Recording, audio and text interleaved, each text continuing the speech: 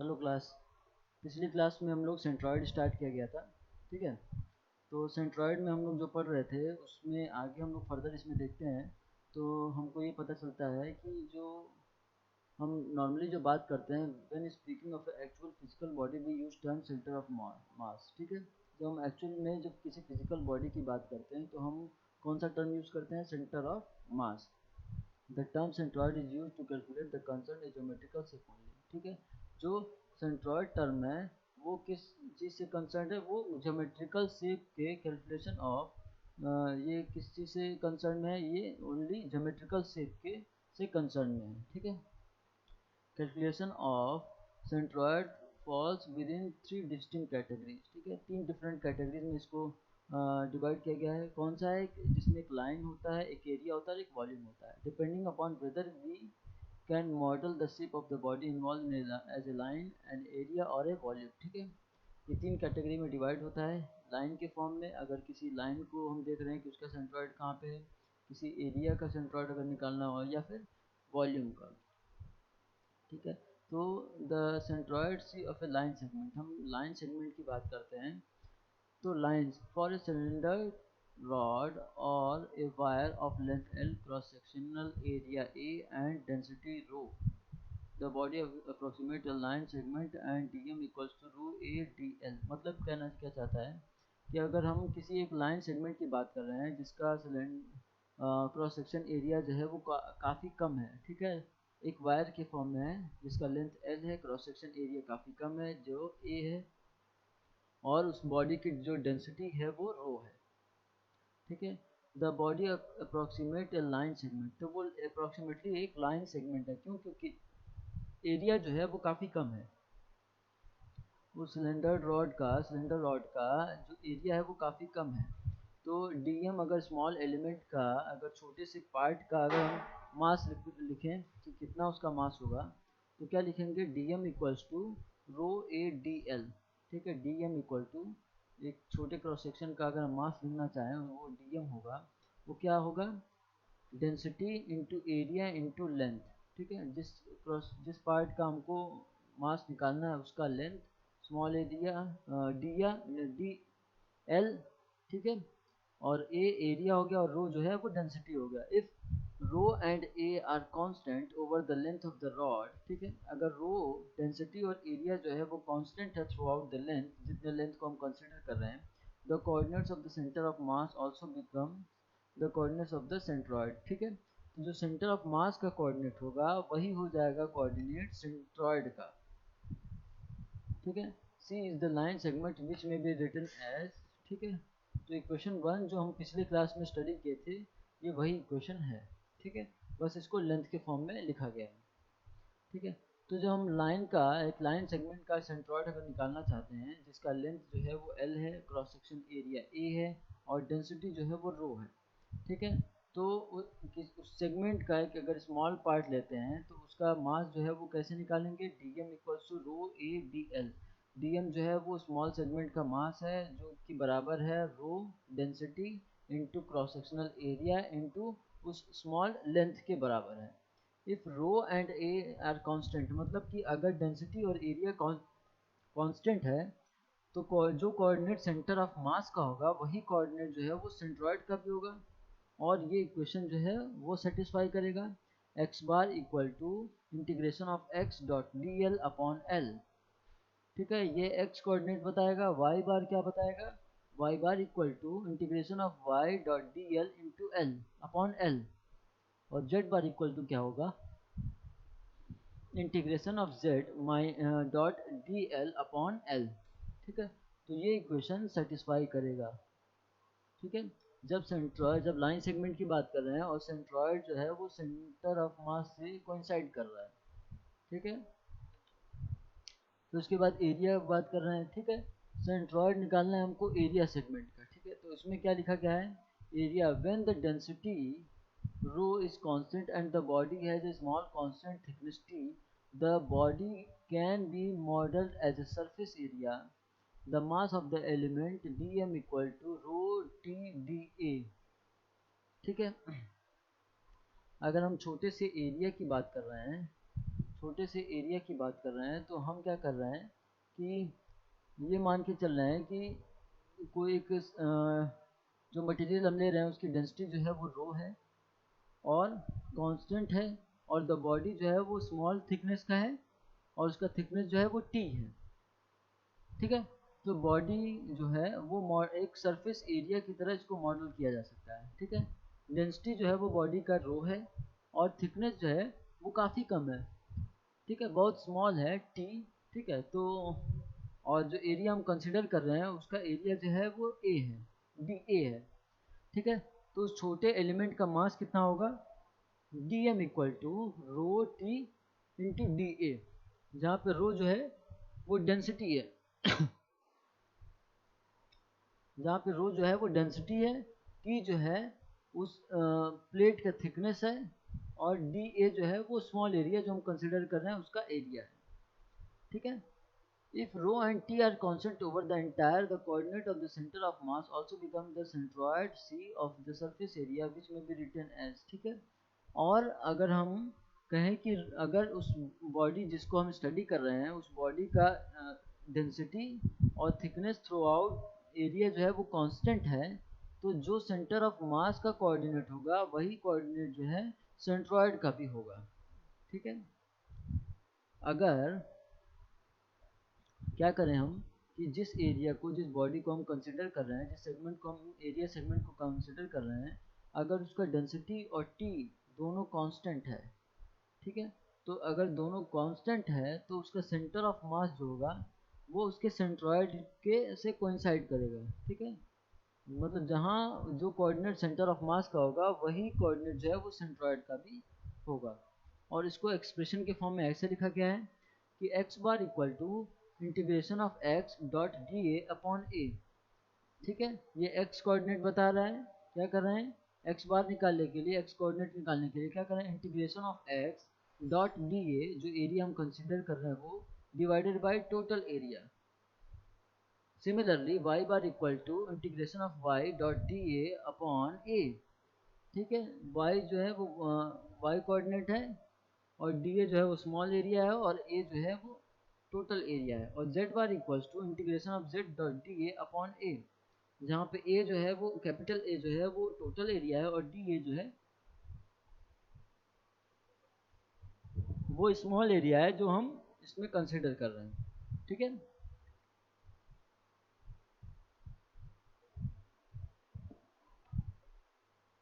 ठीक है, अब वॉल्यूम की बात करें। ठीक है, वॉल्यूम की बात करें तो वॉल्यूम में क्या होता है कि जनरली एक बॉडी होता है जिसका वॉल्यूम v हो, डेंसिटी रो हो, और एलिमेंट उसका, अगर उसका उस एलिमेंट का मास अगर निकालें तो क्या करेंगे, डेंसिटी इंटू मास से डेंसिटी इंटू वॉल्यूम से मल्टीप्लाई कर देंगे, है ना। क्या लिखा हुआ है, वॉल्यूम्स। अब हमको क्या चाहिए, centroid C of the volume segment. ठीक है, अब वॉल्यूम को कंसिडर कर रहा है, volumes for a general body of volume v and density rho, the element has a mass dm equal to rho into dv। ठीक है, अगर एक जनरल बॉडी को हम कंसिडर कर रहे हैं जिसका वॉल्यूम जो है वो कैपिटल V है और डेंसिटी जो है वो रो है, तो उसका उस एलिमेंट का मास कितना होगा, dm equal to rho into V. ठीक है, rho into V. If the density is constant, the coordinate of the center of mass also become the coordinates of the centroid C of the volume, and which can be written as, which may be written as। ठीक है, अब हम क्या कर रहे हैं कि अगर डेंसिटी जो है वो कांस्टेंट है पूरे वॉल्यूम में, थ्रू आउट वॉल्यूम जो है अगर डेंसिटी कांस्टेंट है, तो जो कोऑर्डिनेट सेंटर ऑफ मास का होगा वही कोऑर्डिनेट जो है वो सेंटर ऑफ ग्रेविटी का होगा। और दूसरी लैंग्वेज में कहें कि जो कोऑर्डिनेट सेंटर ऑफ ग्रेविटी और सेंट्रॉयड जो है वो दोनों कोइंसाइड करेंगे अगर डेंसिटी कांस्टेंट हुआ तो। ठीक है, तो उसका इक्वेशन यहाँ नीचे लिखा हुआ है, वो भी इक्वेशन 1 की ही तरह है जो पिछली क्लास में हम लोग पढ़ा गया था।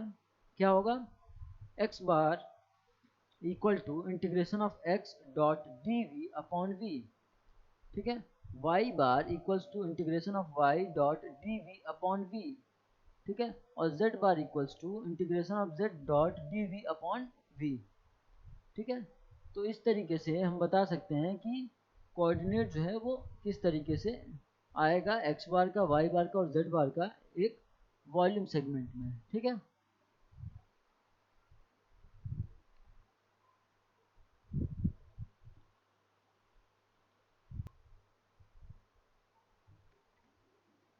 ठीक है, तो उसी हिसाब से ये इक्वेशन लिखा गया है, x bar equal to integration of x dot D we upon we, जहाँ पे डी वी जो है वो स्मॉल एरिया जो हम कंसिडर कर रहे हैं उसका वॉल्यूम है, और कैपिटल वी जो है वो उस बॉडी का टोटल वॉल्यूम है, ठीक है। और एक्स बार जो है वो उसका एक्स कोऑर्डिनेट है। वहीं Y bar equals to integration of Y dot D we upon V, Y जो है वो कोऑर्डिनेट है, डी वी जो स्मॉल एरिया जिसको हमको कंसिडर कर रहे हैं, और Z bar equals to integration of Z dot D we upon we, जहाँ जेड जो है वो जेड कोऑर्डिनेट है और वॉल्यूम जो है वो कैपिटल वी है, और स्मॉल वॉल्यूम जो है वो डी वी जो हम कंसिडर कर रहे हैं, ठीक है। ठीक है, फिर उसके बाद अब सेंट्रॉइड और सिंपल फिगर, ठीक है। अब कुछ ऐसे छोटे छोटे फिगर हैं जैसे सर्कल हो गया, रेक्टेंगल हो गया, आई सेक्शन हो गया, उसका सेंट्रॉइड अगर हम लोगों को पता करना है तो कैसे पता करते हैं, तो हम उसके लिए यूज़ करते हैं moment method, first moment of area, ठीक है। इस मेथड को यूज़ करते हैं, यूजिंग मेथड ऑफ मोमेंट, ठीक है। तो कौन सा मेथड यूज़ करते हैं, फर्स्ट मोमेंट ऑफ एरिया। अब इसमें क्या होता है कि किसी भी बॉडी का सेंट्रॉइड जो है हो सकता है कि उस बॉडी में लाई कर रहा हो, और ये भी हो सकता है कि उस बॉडी के बाहर भी लाई कर रहा हो। जैसे यहाँ पहला पॉइंट लिखा हुआ है, सेंट्रॉइड ऑफ एन एरिया मे और may not lie on the area in question, मतलब कि अगर हम एक क्या करते हैं, एक रिंग लेते हैं, एक अगर रिंग लेते हैं हम, तो रिंग का जो भी मास है वो रिंग के आउटर स्फेयर में होता है। जो रिंग का आउटर स्फेयर जो होता है, मतलब पेरीमीटर होता है, वहाँ पे उसका मास होता है, लेकिन उसका जो सेंट्रॉइड होता है वो उसके सेंटर में होता है, ठीक है। अगर यही एक सिलेंड्रिकल प्लेट होता, अगर सॉलिड सिलेंड्रिकल प्लेट होता, तो उसका सेंटर ऑफ मास और सेंट्रॉइड दोनों ही लाई करता है एक जगह, ठीक है। इसमें हम बात करें, अगर रिंग की बात कर रहे हैं, तो रिंग का जो आउटर पेरीमीटर होता है, मास तो वहाँ होता है, लेकिन उसका जो सेंट्रॉइड होता है वो उसके एकदम मिड पे होता है, ठीक है। वो उसके मटेरियल के, उसके मास के मटेरियल के बाहर होता है, ठीक है। अब दूसरा चीज, it is a unique point for a given area regardless of the choice of the origin and the orientation of the axis about which we take the moment, ठीक है। ये जो है, ये पॉइंट जो होता है एक यूनिक एरिया होता है, एक यूनिक पॉइंट होता है, वो किसी भी ओरिजिन या ओरिएंटेशन पे डिपेंड नहीं करता है, ठीक है। क्या लिखा हुआ है, it is a unique point for a given area, ठीक है। एक गिवन एरिया के लिए वो यूनिक पॉइंट होता है, regardless of the choice of the origin and the orientation of the axis, ठीक है। जो कि उसके ओरिजिन, ठीक है, चॉइस ऑफ ओरिजिन, उसके ओरिजिन के चॉइस और उसके एक्सिस के ओरिएंटेशन पे डिपेंड नहीं करता है, जिसपे हम मोमेंट ले रहे हैं, ठीक है। About which we take the moment, ठीक है। हम उसके ओरिजिन और ओरिएंटेशन के, एक्सिस के ओरिएंटेशन पे ये चीज़ें डिपेंड नहीं करती हैं, ठीक है। फिर उसके बाद देखते हैं क्या लिखा हुआ है, the coordinates of the centroid of the surface area about any axis can be calculated by using this equation, ठीक है। इस इक्वेशन में क्या लिखा हुआ है कि इसका सेंट्रॉइड कैसे कैलकुलेट कर सकते हैं, तो यहाँ पे देखते हैं, ये a इंटू एक्स बार है, ठीक है। ये एक्स बार यहाँ पे छूट गया है, ये बार जो ब्लैक में दिख रहा है वो पीछे है, तो a into x bar equal to a जो है, जो कैपिटल A है, ये total area of the body है, और x बार जो है वो जिस पॉइंट के अबाउट हम मूवमेंट ले रहे हैं वहाँ से उस बॉडी के सेंट्रॉइड का डिस्टेंस होगा, x कोऑर्डिनेट होगा, ठीक है। इक्वल्स टू, अब उसको, उस पूरे बॉडी को छोटे छोटे पीसेस में उसको डिवाइड किया गया है, a1 इंटू x1, मतलब स्मॉल एरिया a1 है, और उसका कोऑर्डिनेट उस पॉइंट से मतलब जिस पॉइंट से मूवमेंट ले रहे हैं उस पॉइंट से x1 डिस्टेंस पे उसका सेंट्रॉइड है, ठीक है। तो उसके बाद a2 into X two, similarly a1 into X one जैसे है वैसे ही a2 इंटू एक्स2 है, स्मॉलर एरिया है जो इसका एरिया a2 है, और उसका डिस्टेंस जो है वो मोमेंट का, वो उस पॉइंट से मोमेंट पॉइंट से जो इसका डिस्टेंस है वो x2 है। Similarly x3 into a3 into x three, ऐसे ही बढ़ते बढ़ते an इंटू xn, ठीक है। इसको बोलते हैं फर्स्ट मोमेंट ऑफ एरिया, ठीक है। ये बराबर, अच्छा इसका अलजेब्रिक सम करते हैं तो moment of the total area A about y axis, ठीक है, अगर टोटल एरिया का मोमेंट लेते हैं ए, जो ए है वो अबाउट टोटल एरिया का मोमेंट अगर हम लेते हैं जिसका टोटल एरिया ए है वाई एक्सिस से, तो उसका समेशन होगा क्या, algebraic sum of the moment of elemental D A about the same axis. उसी एक्सिस से उस बॉडी का अगर एलिमेंटल एरिया का अगर हम मोमेंट लेते हैं और उस पूरे का समेशन करते हैं तो इन दोनों का जो वैल्यू होगा वो सेम होगा, ठीक है। एक बॉडी है जिसका एरिया ए है और वाई एक्सिस से उसका हम फर्स्ट मोमेंट लिख रहे हैं, तो मोमेंट ऑफ टोटल एरिया जो होगा वो एल्जेब्रिक सम के बराबर होगा जब हम उस बड़े बॉडी को स्मॉल एरिया में स्मॉल पीसेस में कन्वर्ट करके और उसका मोमेंट का समेशन करें तो, ठीक है। और जहाँ पे ए जो कैपिटल ए है वो इक्वल टू है क्या, किसके, a1 plus a2 plus a3 plus a4 equal ऐसे बढ़ते हुए an, मतलब कि जो टोटल एरिया है, जो बॉडी का टोटल एरिया है उसी को हम स्मॉल पीसेस में कन्वर्ट किए, स्मॉल एरिया में उसको कन्वर्ट किए हैं जो a1 a2 और a3 के फॉर्म में लिखा गया है, ठीक है। फिर एक्सिस ऑफ सिमेट्री, ठीक है, अब एक्सिस ऑफ सिमेट्री की बात करते हैं, ठीक है।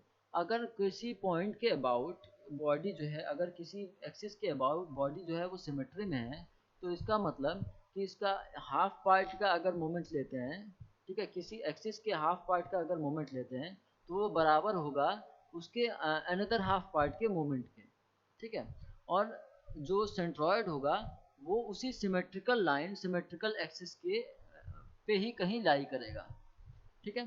तो इसमें क्या लिखा हुआ है, it is an axis with respect to which for an elementary area on one side of the axis there is a corresponding elementary area on the other side of the axis, ठीक है। the first moment of this elementary areas about the axis balance each other, ठीक है। तो इसमें क्या लिखा हुआ है कि अगर कोई एक्सिस किसी बॉडी में अगर एक्सिस ऑफ सिमेट्री है, किसी एक लाइन के अबाउट किसी एक पॉइंट के अबाउट सिमेट्री है बॉडी में, तो उस एक साइड के जो एक्सिस के जो एक साइड होगा वो एक्सिस के दूसरे साइड के बराबर होगा, मतलब कि अगर एक्सिस के एक साइड का अगर मोमेंट हम लिखें तो वो बराबर होगा एक्सिस के दूसरे साइड के मोमेंट के, ठीक है। अब नेक्स्ट क्या लिखा हुआ है, if an area has an axis of symmetry then the centroid must lie on that axis, ठीक है। अगर कोई एरिया जो है, कोई बॉडी जो है, अगर वो किसी लाइन के अबाउट एक्सिस ऑफ सिमेट्री है उसमें, तो उसका सेंट्रॉयड जो है वो उसी लाइन पे ही कहीं लाई करेगा, ठीक है। If an area has two axis of symmetry then the centroid must lie on the point of intersection of this axis. Last point क्या लिखा हुआ है कि अगर कोई बॉडी जो है किसी बॉडी में है या किसी एरिया में दो एक्सिस ऑफ सिमेट्री है, अभी हम आगे एग्जांपल देखेंगे, अगर किसी बॉडी में दो एक्सिस ऑफ सिमेट्री है तो वो दोनों एक्सिस ऑफ सिमेट्री जहाँ एक दूसरे को इंटरसेक्ट करेंगे वही पॉइंट जो है वो सेंट्रॉयड होगा, वही पॉइंट जो है उस एरिया का सेंट्रॉयड होगा। कहने का मतलब कि अगर कोई बॉडी है जिसमें दो एक्सिस ऑफ सिमेट्री है, मतलब वो बॉडी जो है वो दो लाइन के अबाउट सिमेट्रिकल है, ठीक है। तो वो दो लाइन जो है वो अगर किसी एक पॉइंट पे मीट करते हैं, वो जिस पॉइंट पे इंटरसेक्ट करेंगे वही जो है उस एरिया का या उस बॉडी का सेंट्रॉयड होगा, ठीक है।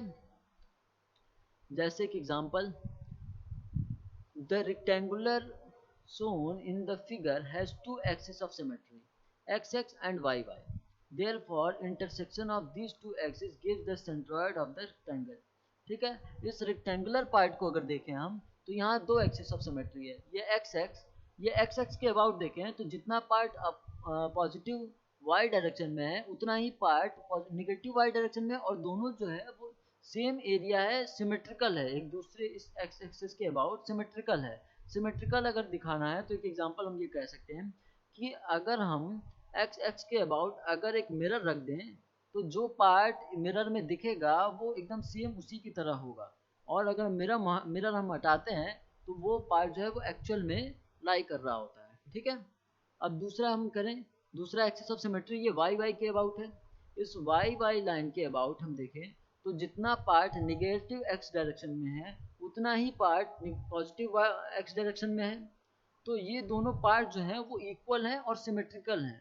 तो ये क्या हो गया कि जिस पॉइंट पे एक्स एक्स लाइन और वाई वाई लाइन एक दूसरे को इंटरसेक्ट करेंगे, वही पॉइंट जो है वो सेंट्रॉइड होगा। ठीक है, तो d A into x equal to d A into x, मतलब कि जितना ये डी ए है स्मॉल एरिया और इस वाई एक्सिस से एक्स डिस्टेंस पे है, वो बराबर होगा उतना ही small area into Y axis के उतना ही एरिया के बराबर होगा। ठीक है, तो मोमेंट, फिर उसके बाद क्या लिख सकते हैं, moment of area of d A about y axis cancel each other. तो वो टोटल मोमेंट क्या होगा इस लाइन के अबाउट, जो टोटल मोमेंट होगा, एक का मोमेंट पॉजिटिव आएगा, एक का नेगेटिव आएगा, तो वो दोनों क्या होगा, जीरो हो जाएगा। जैसे अगर नेगेटिव एक्स डायरेक्शन में बढ़ेंगे तो एक्स जो है वो माइनस में हो जाएगा, तो ये क्या होगा, D A into minus x, यानी इसका वैल्यू आएगा माइनस डी ए एक्स। और अगर ये पॉजिटिव एक्स डायरेक्शन में बढ़ते हैं तो डी ए इंटू एक्स हो जाएगा। तो एक पॉजिटिव डी ए एक्स और एक minus negative D A x, तो दोनों का सम करेंगे तो क्या होगा, जीरो होगा। ठीक है, अब कुछ एक्सेस ऑफ सिमेट्री जो है वो इस फिगर में भी दिखाए गए हैं, जिसको हम लोग देखते हैं। ये एक आई सेक्शन है, ठीक है, the C must lie on the axis of symmetry. ठीक है, अब देखो ये एक आई सेक्शन है और इस आई सेक्शन को एक दो पार्ट में डिवाइड किया गया है। जब हम इसको कट कर रहे हैं इसके मिड पॉइंट से, तो हमको पता चल रहा है कि ये एक्सिस ऑफ सिमेट्री है, जितना पार्ट पॉजिटिव वाई डायरेक्शन में है शेडेड एरिया में, उतना ही निगेटिव डायरेक्शन में भी है। ठीक है, अब इसको अगर हम y के एक्सिस के अबाउट इसको कट करते हैं, तो c जो है वो इसका सेंट्रॉइड यहाँ पे होगा। ठीक है, इसका सेंट्रॉइड जो है वो यहाँ पे होगा। अब इसके जो लेफ्ट पार्ट है वो सिमेट्रिकल है इसके राइट पार्ट के। ठीक है, तो जब इन दोनों line of axis of symmetry को सुपर इम्पोज करेंगे, तो ये दोनों जो है वो एक पॉइंट पे कट करेगा। ठीक है, तो ये पॉइंट जो है वो ही सेंट्रॉइड होगा, वो पॉइंट जो है इस पूरे बॉडी का सेंट्रॉइड होगा। तो C must lie at the intersection of the axis of symmetry. ठीक है, तो ये सी पॉइंट जो है वो इसी पॉइंट के पे लाई करेगा। ठीक है, अगर हम सी मस्ट लाई ऑन, अच्छा अगर सिर्फ एक ही लाइन लिखते हैं, तो इस लाइन के अबाउट इस बॉडी में कहीं पे भी सिमेट्री हो सकता है, सेंट्रॉइड हो सकता है। और अगर इसमें देखें तो इस लाइन के अबाउट कहीं पे भी सेंट्रॉइड हम लिख सकते हैं। लेकिन जब हम इन दोनों को सुपर इम्पोज कर देंगे तो हमको एग्जैक्ट पॉइंट मिल जाएगा कि वो सेंट्रॉइड जो है वो कहाँ लाई कर रहा है, इस बॉडी में कहाँ लाई कर रहा है। उसी तरीके से क्वेश्चन कुछ हैं, कुछ एक्सरसाइज के प्रॉब्लम है जो हम लोगों को सॉल्व करने हैं। ठीक है, जैसे ये प्रॉब्लम है, एल सेक्शन है जिसका लेंथ जो है वो दिया गया है, थिकनेस दिया गया है, हमको पता करना है कि उसका एक्स बार और वाई बार कितना है। ठीक है, जो इसका सेंट्रॉइड है वो कहाँ लाई कर रहा है। ठीक है, तो ये एक तरीके का प्रॉब्लम है, सिंपल है। अगले वीडियो में हम इसी सेंट्रॉइड पे ही प्रॉब्लम स्टार्ट करेंगे। तो ऐसे ही कुछ प्रॉब्लम लेके बेसिक जो है वो हम लोग न्यूमेरिकल लगाना स्टार्ट करेंगे फिर। ठीक है, फिर एक सेंट्रॉइड है, ये है, इसका सेंट्रॉइड पता करना है कि ये एक सेक्शन है जिसमें ये वाला पार्ट कट कर दिया गया है और इस बीच से एक सर्किल वाला पार्ट कट कर दिया गया है। अब हमको पता करना है कि इस पूरे बॉडी जो शेडेड एरिया है उसका सेंट्रॉइड कहाँ पे है। फिर तीसरे क्वेश्चन ये इस तरीके का है और इसमें जो है वो एक हाफ सर्किल जो है वो यहाँ से निकाल दिया गया है। तो पूछेगा कि इस पूरे जो रिमेनिंग शेडेड एरिया है उसका सेंट्रॉइड कहाँ पे है। सिमिलरली इस तरीके आई सेक्शन है जिसपे एक एडिशनल प्लेट लगाया गया है इसके ऊपर जो 250 mm का है। ठीक है, तो उससे ये फिर यहाँ पूछेगा कि इसका जो सेंट्रॉइड है वो कहाँ पे है। ठीक है, ठीक है, उस तरीके से ये भी एक प्रॉब्लम है।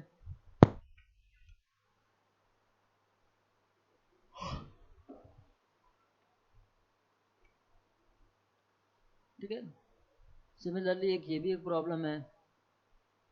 ठीक है, एक ये क्वेश्चन है, एक ये क्वेश्चन है, एक ऐसा क्वेश्चन है। तो इसमें हमको क्या करना है, इसमें हमको क्या करना है,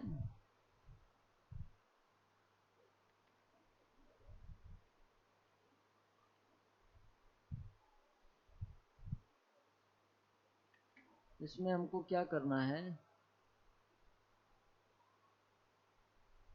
इस सब का सेंट्रॉइड पता करना है। तो जैसे हम लोग ऊपर फॉर्मूला सॉल्व किए थे, जैसे हम ऊपर सॉल्व किए थे उसी तरीके से इसमें सॉल्व करें।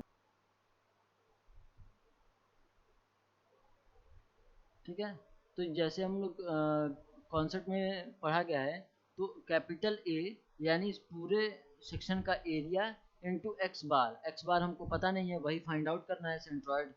ठीक है, इक्वल टू, अब इसको दो पार्ट में कट कर देते हैं। ठीक है, या तो ये लाइन यहाँ नीचे मिला दें, इस पूरे वर्टिकल सेक्शन को इसको कट कर दें, और या फिर इसको हॉरिजॉन्टली कट कर दें। तो इस दो पार्ट को कट करेंगे तो एक को A1 कह दें और एक को A2 कह दें। तो A1 इंटू इसका सेंटर पार्ट, ठीक है, और A2 into plus A2 into उसका सेंटर पार्ट डिवाइडेड बाय इन दोनों का एरिया A1 प्लस A2। तो वहां से हमको क्या मिल जाएगा, एक्स बार। ठीक है, सिमिलरली जब हमको वाई बार कट करना हो, वाई बार निकालना होगा, तो हम क्या करेंगे, उसके वाई कोऑर्डिनेट से इसको मल्टीप्लाई करेंगे। A1 इंटू इसका y bar Y1 plus A2 into Y2 divided by A1 upon A1 plus A2। ठीक है, तो इस तरीके से हम इसका सेंट्रॉइड निकाल लेंगे। ठीक है, तो इसी तरीके के क्वेश्चन को हम कल अगली क्लास में जो है वो सॉल्व करेंगे, और उसके बाद देखेंगे कि किस तरीके से फर्स्ट मोमेंट जो है वो अप्लाई करते हैं हम लोग बॉडी के सेंट्रॉइड को निकालने के लिए। ठीक है, तो अभी इस क्लास में इतना ही। ठीक है, ये सारे न्यूमेरिकल ही हैं। ठीक है, ये सारे न्यूमेरिकल ही हैं, जिसको हम लोग अगली क्लास में एक एक करके सॉल्व करना स्टार्ट करेंगे। ठीक है, और उसके बाद देखेंगे कि इस पूरे बॉडी का सेंट्रॉइड जो है वो कहाँ लाई करता है। ठीक है, तो अभी इस क्लास में इतना ही। नेक्स्ट क्लास में हम लोग इस पे न्यूमेरिकल स्टार्ट करेंगे। ठीक है, थैंक यू।